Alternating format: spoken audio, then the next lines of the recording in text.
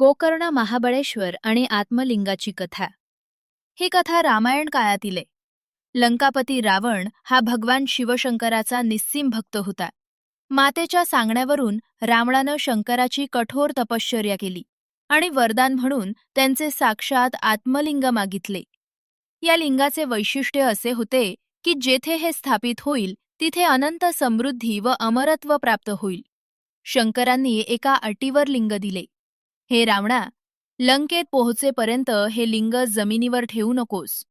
जर हे एकदा जमिनीवर टेकले तर ते तिथेच कायमचे स्थापन होईल.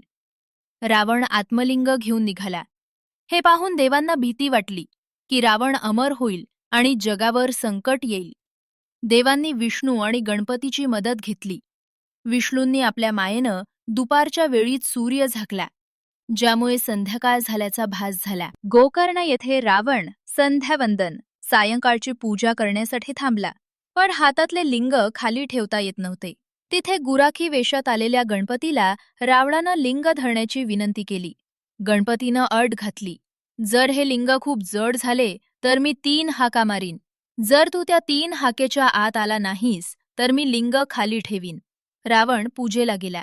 गणपतीनं मुद्दाम लिंग जड झाल्याचे नाटक केले आणि जलद गतीनं रावणा रावणा रावणा अशा 3 हाका मारल्या. रावण धावत येईपर्यंत गणपतीनं ते पवित्र लिंग जमिनीवर ठेवून दिले.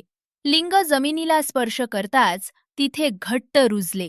रावण परत आला आणि त्यानं लिंग उपसण्याचा खूप प्रयत्न केला.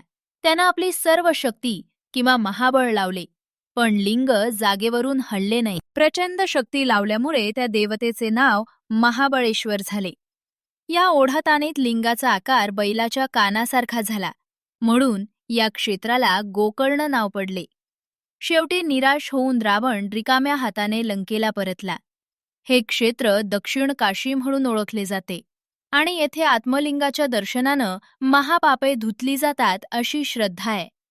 जर तुम्हाला ही कथा आवडली असेल तर आपल्या भक्तिविजय चॅनलला नक्की लाईक, शेअर आणि सबस्क्राईब करा. भेटूया पुढच्या व्हिडिओमध्ये.